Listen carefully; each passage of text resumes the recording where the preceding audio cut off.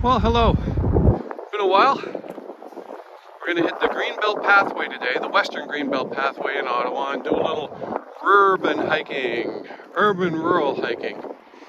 This trail heads down towards Shirley's Bay. A lot of it's going to be cinder, really nice place to hike. I have not done it before, but I know lots of people who've done it.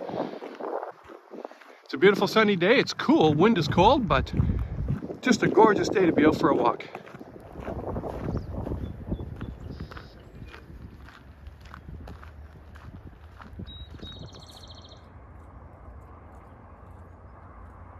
As with a lot of the main trails, there's a lot of secondary walking trails that loop off of this.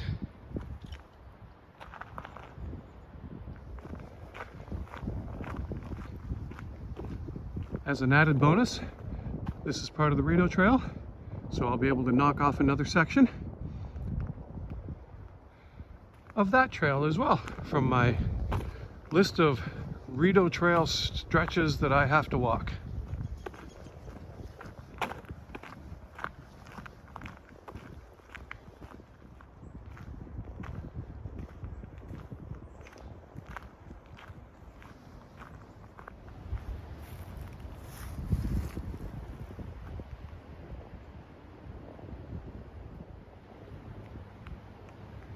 Just crossed Tim Road, which really only takes a couple minutes to get to. Heading, I think the next major sort of mile point will be crossing the 417.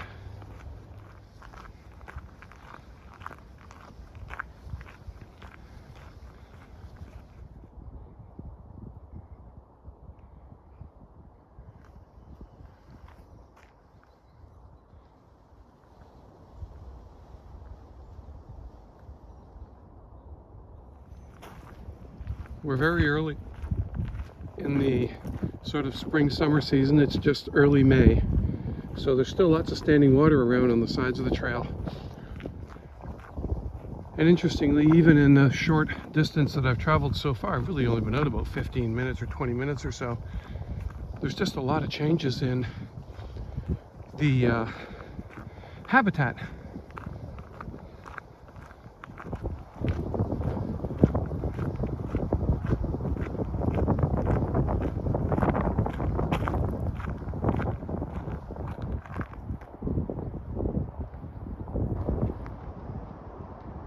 As you're walking these trails, if you keep your eyes open, every once in a while you find something a little cool. Someone has a bit of a sense of humor. This rock, which is shaped like a heart, is wedged in between a couple of trees.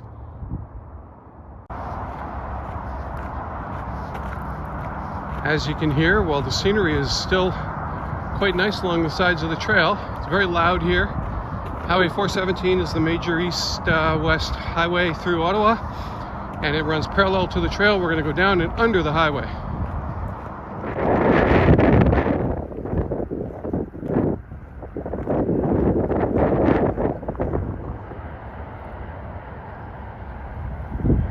In all of these little copses around the farm fields, it's not uncommon to see deer, especially morning and evening.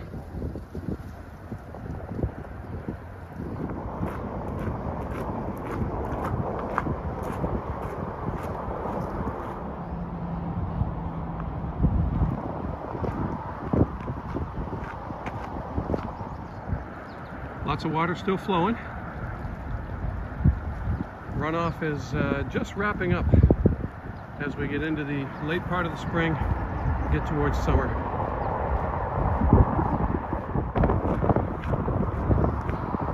You know, it really is very much urban hiking, literally cross train tracks. The big white structure in the video off to the right hand side is just part of a new LRT line which is being built in the city, and of course the highway bisecting the trail as well.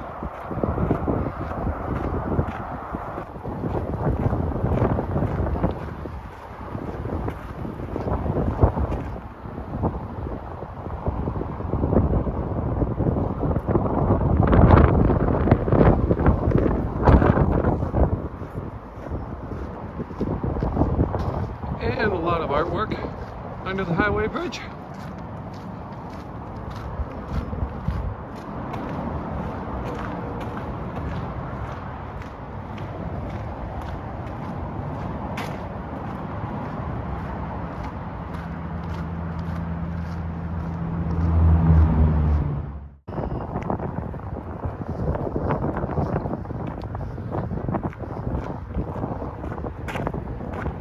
The path is now going to go beside the Capital Equestrian Park.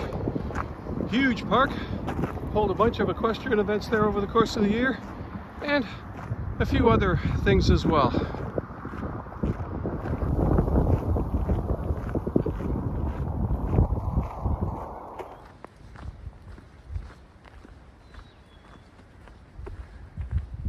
After looping by the equestrian facility, which actually has some trails along here in the forest, probably also part of the cross-country ski club, I do believe. We leave the lower lands, start climbing again up into a treed area.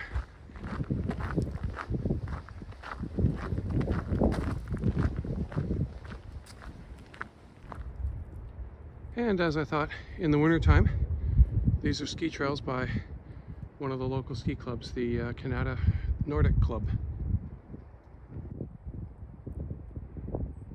It's like someone's got themselves a house in what's left of that tree.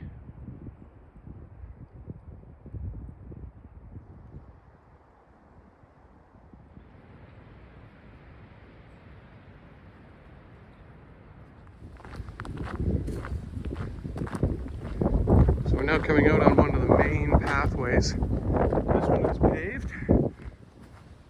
So after a very short time on the Watts Creek pathway, we're going to swing down and head down towards Shirley's Bay again.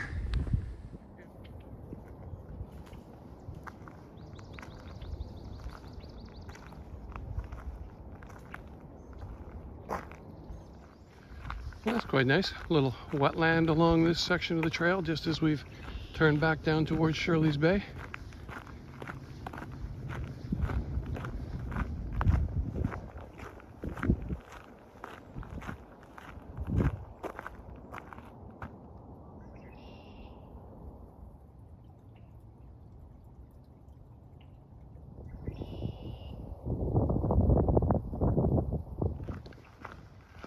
Lots of sumac along this section, and that one's actually pretty tall. One nice thing about being in the treed areas, out of the wind.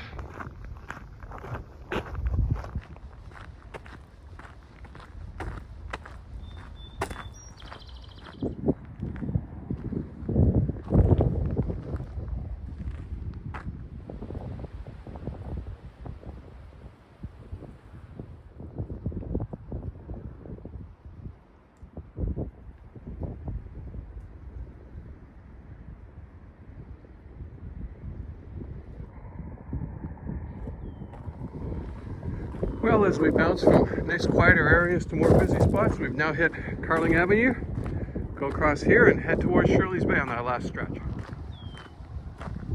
Through this stretch, you want to keep on the trail. We're out by Rifle Road, and there's an extensive shooting range and training area out here, but it's quite a ways over. It's not near the path. Off to the sides of the trail, there are still just tons and tons of game trails along here, so there's obviously still a lot of deer. I know there's still coyotes in here as well. Still a lot of wildlife around, even though we're just on the edge of the city.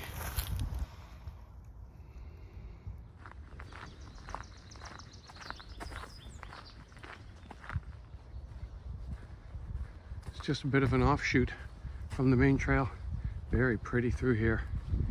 Be really, really nice in the summertime when it's hot.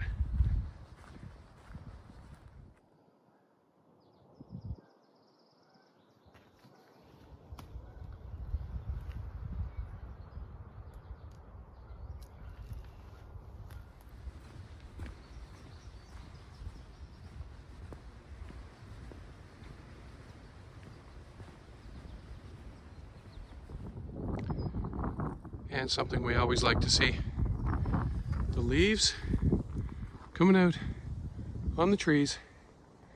Another week or two, there'll be a nice canopy here.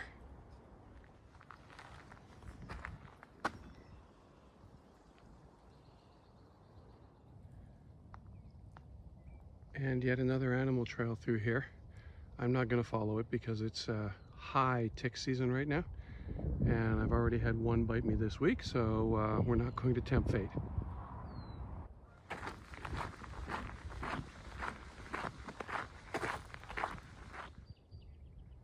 Quite an interesting stretch through this brushy area.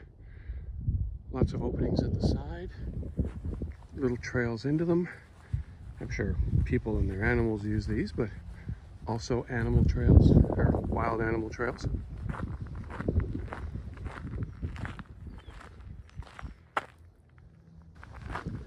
My thought going through here is deer heaven. Might be a place to come for an evening hike just as the sun's setting and wander through some of these openings and see if I can see some.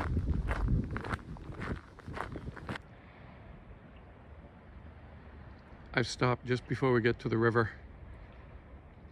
There's a section of brush between the trail and the Ottawa River here, and the wind is blasting so hard that I can really clearly hear the waves through it.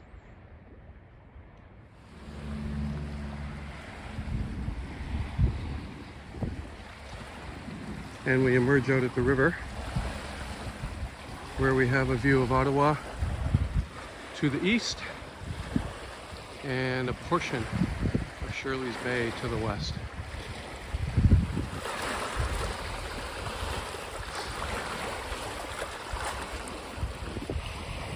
And as I do a slow scan, on the north side of the river we have Quebec and the stretch moving west from Gatineau.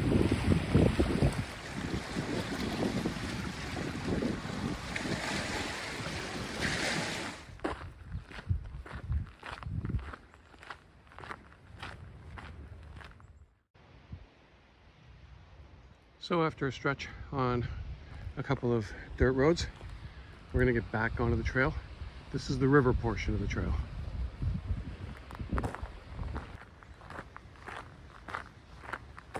I was going to take some video out on the point, but there's a few, I wouldn't call them maybe polar bear club members, but certainly hardy lads having a swim out there, and I'm not sure they want to be videoed, so we'll go back there and catch that on the way back out. And of course, this is called the riverfront section, or riverside section of the trail, for good reason.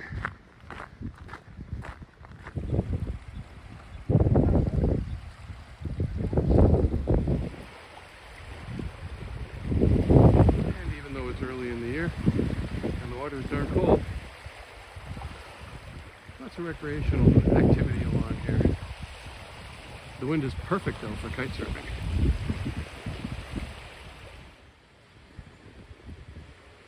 And we've kind of reached our destination. Shirley's Bay. Beautiful view. Wander around here for a little bit, get a drink, and then turn around and head back.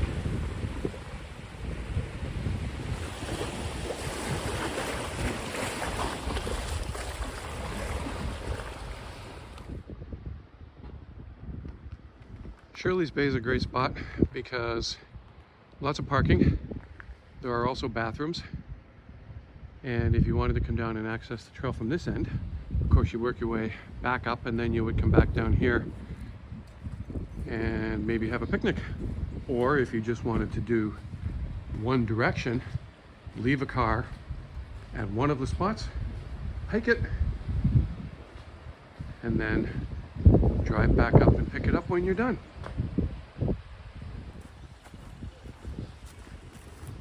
So even with all the stops and filming, I don't know, that's maybe 7 or 8K of trail. Hard to say, but about 2 hours and 15 minutes. So we're gonna head back now. Probably do a lot less filming, so we'll probably do it a lot quicker. And there's a great reward at the end of this trail too. So return to that point where the guys were in swimming. It's first week of May. I'm guessing this water is probably about 50 degrees. Much more hardy than I am.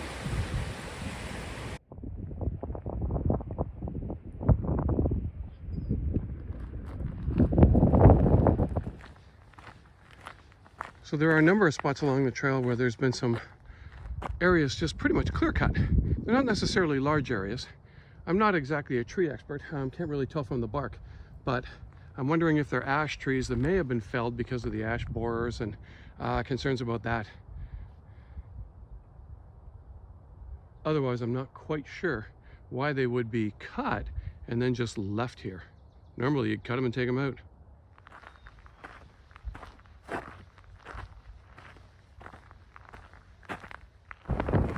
So we're a little more than halfway back. Just walking up a long, gentle incline right now that leads back into the forested area and heads back toward Tim Road and ultimately Robertson Road. Maybe, I don't know, 30, 40 minutes of walking left. And then there's a reward, as I mentioned, at the end of the trail.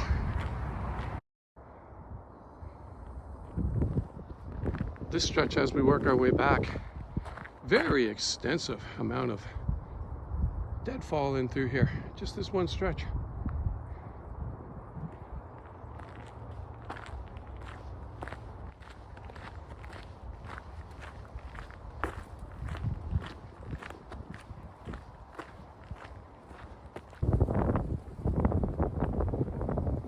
As you walk along the trail, there are these really neat things that you see. Just this massive, big, dead old tree. And up in the top half, it's been really hollowed out by the woodpeckers.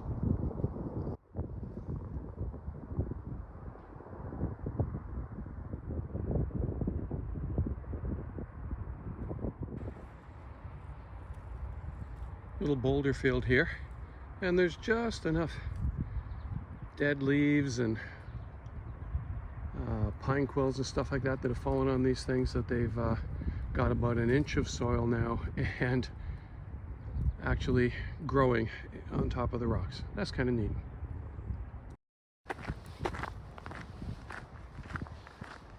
As we emerge out of the last bit of forest into this more of a meadowy area, brushy area, last little bit of the trail, almost back at the car.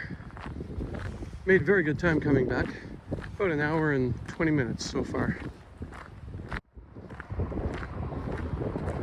And we return to the car.